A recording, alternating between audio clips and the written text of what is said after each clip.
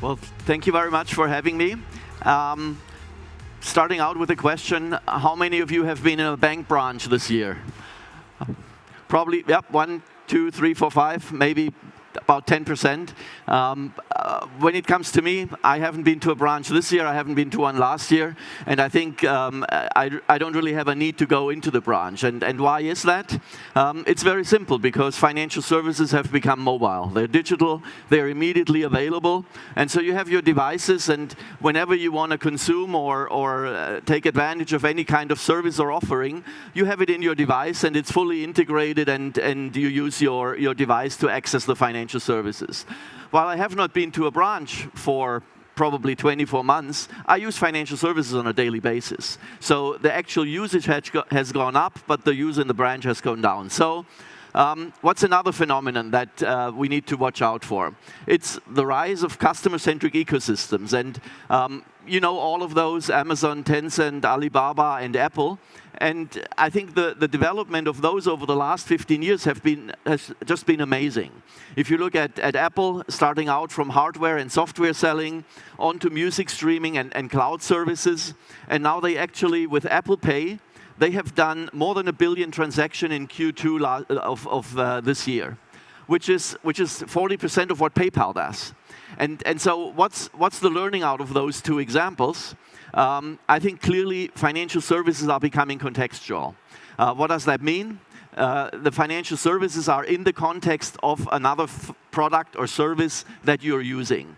And you know, let's make it a little bit more tangible again with another example. You all know that e-commerce shops offer fantastic opportunities, for example, to buy TVs and laptops. And in addition to that, suddenly you become the opportunity to actually add an insurance plan to your device, or you add an installment loan. And you know, those are things which I think have been on the market for a while, but I think the difference will be, if you look at those ecosystems, they love their customer experience. They love the look, the feel, the touch of how an Apple or an Amazon or any of the ecosystems is working. And so the financial service that I'm talking about is not one that they have been using in the past, meaning if you want then a financing solution, you go to a bank and you get your financing, and you often have a paper process in order to get KYC'd or use the finances. You want to have those integrated full in your offering. And you want to have the CI, the CD, the look, the feel, the touch, the pricing, the marketing that is just like your ecosystem. So if you want to do that, you need a banking license to integrate and offer those type of services within your offering. And that actually, you know, you have that option. You could become a bank yourself. Having said that, there are a couple of obstacles to overcome. One is you need to have a significant investment. You need to all take care of the regulatory burden. It takes a lot of time. Plus, it's most likely not going to be your core competence. So it's, I think, a lot of good reasons why you might want to challenge the idea of building that bank yourself. But you might want to use maybe SolarisBank, it become a partner of us to offer those type of services. SolarisBank is a pure B2B2X play. So we do not go out ourselves and offer retail services, but we do empower the ecosystems, initially starting out with small fintechs, into corporates, into the large big techs, and you can integrate all types of services with the Solaris tech stack into your offering. How does that work? It's very simple. You connect to our platform, that's pretty much you talk to me or some of our wonderful people in the customer organization. You choose your services, you integrate via the API layer that we have built, and you're good to go. How does it work? A little bit in more detail.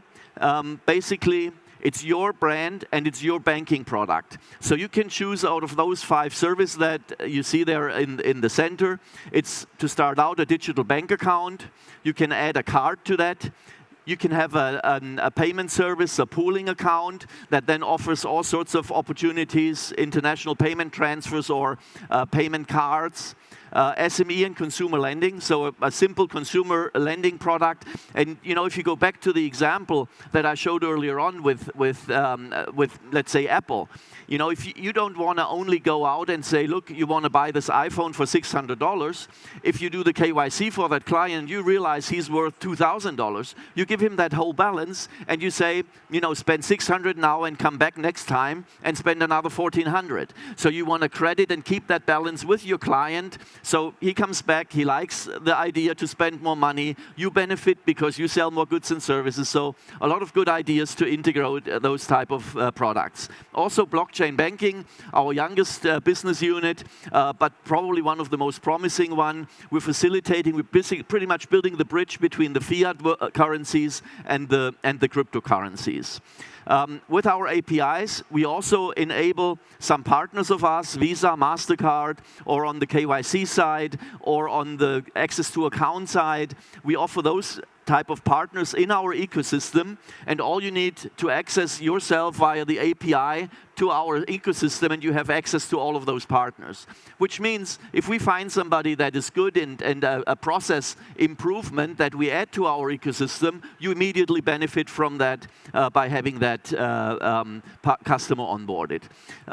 So at the end of the day, you serve your end customers, either private individuals or businesses, with those type of services that you see there. You integrate them fully. It's your look, feel, touch, CI/CD, pricing, marketing. You're responsible for those clients. Ideally, I don't want to see those clients actually, because they are your clients. I sometimes have to, because the regulation forces me to do that, but ideally it's your customer, and we don't want to see that customer at all.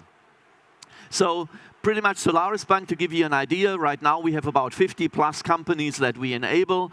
We have passported out of Germany. Berlin is our headquarter, where we have 200 and plus people into 7 European countries. You see some example companies that we work with. I can give you a couple examples.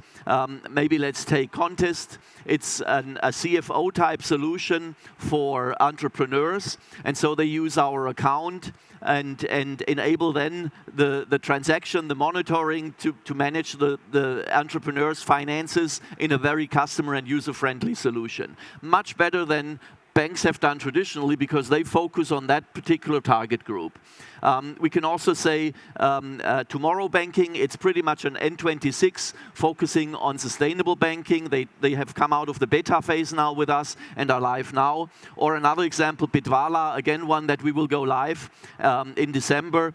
It's a real-time trading opportunity between the cryptocurrency, the Bitcoin, and the Euro world. You open up an account, you have a banking account where you say, okay, I want to buy a Bitcoin, you get a quote, you say, yes, I want to buy that Bitcoin for that quote, and you own it, you have it in your app, and very user-friendly. Compeon, another FinCompare, SME lending cases where they basically have the client responsibility. They do the first level of approval for that credit. They send it to us. We do the second approval. We pay out.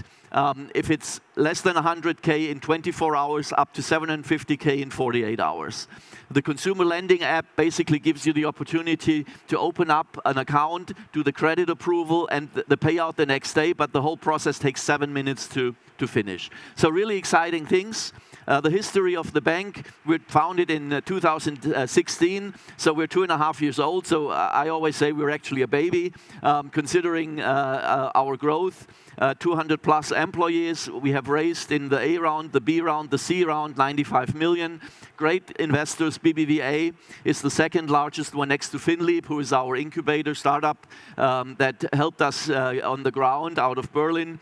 We did the B round with Visa, Lakestar, ABN AMRO, and BBVA, and then the A round, Avato and SBI Group from Japan. So quite an international clientele, which already gives you, I think, an idea about our ambitions. Clearly Europe, and in later phases maybe outside. Revenue growth, we have done really well, doubled our revenues in 17. We will finish up more than 3 times revenues in 18, and we're currently doing the planning phase for 19, which is again another 3 times. So exciting time. If you have a business or if you're a provider of an ecosystem that would like to integrate financial services, be my guest, join our global digital ecosystem for financial services, and be part of the transformation of the financial services industry. Thank you very much. Super, fantastic. Anyone have any questions before? Oh, perfect. You can't get away that quickly, Roland. We've got one person here for you. Dimitri here. My question is, what do you think, which industry can benefit mostly? I don't hear. Which industry can benefit mostly by your services? Which industry? Which industry? Oh, it's, you know, it could be any of the big techs. The clientele right now, it goes actually from banks to industrial companies, fintechs, the whole variety. I would say wherever you have a clientele that can benefit from the integration of a financial solution, one of the five, account or card or credit or a blockchain solution, be our guest. Perfect. Okay, I'm afraid we're out of time. I'm sorry. Great, Roland, thanks very much. Thank you. Cool, super.